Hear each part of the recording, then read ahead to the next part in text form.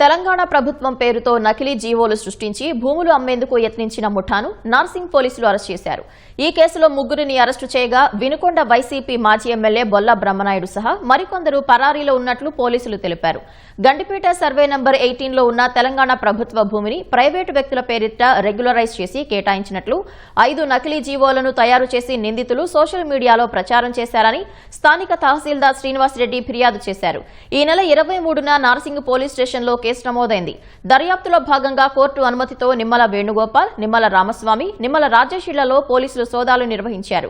ఈ సందర్భంగా bank pass పుస్తకాలు, కొన్ని కీలక దస్త్రాలు, మొబైల్ ఫోన్లు, ఒక ల్యాప్టాప్ ను స్వాధీనం చేసుకున్నారు. దశరథ కుటుంబానికి చెందిన నిమ్మల రాజేష్ గౌడ్, వేణుగోపాల్, రామస్వామి, మంగా తదితరులు గండిపేట గ్రామంలోని సర్వే నంబర్ 18లో సుమారు 10 ఎకరాల ప్రభుత్వ భూమిపై హక్కులు ఉన్నాయంటూ హైకోర్టును ఆశ్రయించారు. 2025 అక్టోబర్లో హైకోర్టు వారి పిటిషన్లను కొట్టివేసింది.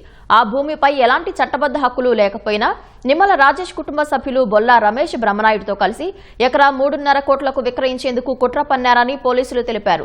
సదరు భూమిపై తమకే పూర్తి హక్కులు ఉన్నాయని నమ్మబలుకుతూ విక్రయ ఒప్పందాలు కుదుర్చుకున్నారన్నారు. ఈ వ్యవహారంలో ఇప్పటికే సుమారు 4 కోట్లు చేతులు మారినట్లు పోలీసులు గుర్తించారు.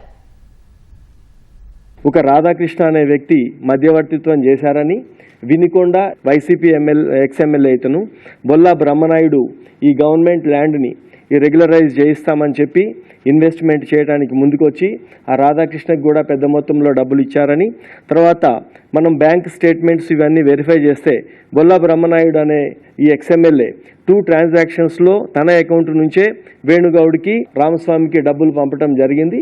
రాధాకృష్ణ, బ్రహ్మనాయుడు, రమేష్ వీళ్ళందరూ కలిసి ఫేక్ జీవోస్ క్రియేట్ చేసి మార్కెట్లోకి వదిలినట్లుగా మనకు అర్థమవుతా ఉంది. నిమ్మల ఫ్యామిలీ చెప్పేదాని ప్రకారం ఎక్స్ఎమ్మెల్యేని వీళ్ళు వెళ్ళి కలిశారు. తర్వాత దానికి మీడియేట్ చేసింది వెల్ది రాధాకృష్ణ.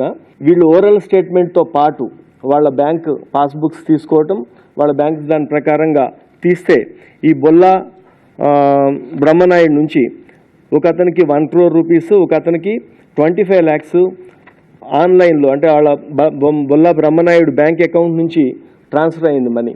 అంటే ఆ తీసుకున్న అగ్రిమెంట్ ఏదైతే బొల్లా రమేష్ అగ్రిమెంట్, తర్వాత వీళ్ళు ఇచ్చిన నిందితులు ఇచ్చిన అరెస్ట్ చేయబడ్డ వాళ్ళ ఇచ్చిన వాంగ్మూలం, తర్వాత బొల్లా బ్రహ్మనాయుడు నుంచి వచ్చిన మనీ ట్రాన్సాక్షన్, ఇవన్నీ కూడా డేట్స్తో సహా ఇది క్లియర్ కట్గా ఉంది. కాబట్టి దీని వెనుక వాళ్ళ పాత్ర స్పష్టంగానే అర్థమవుతా ఉంది. రాధాకృష్ణ ఇప్పుడు పరారీలో ఉన్నాడు. తర్వాత ఈ రమేష్ అగ్రిమెంట్ చేసుకున్న అతను బొల్లా రమేష్ అనే పరారీలో ఉన్నాడు.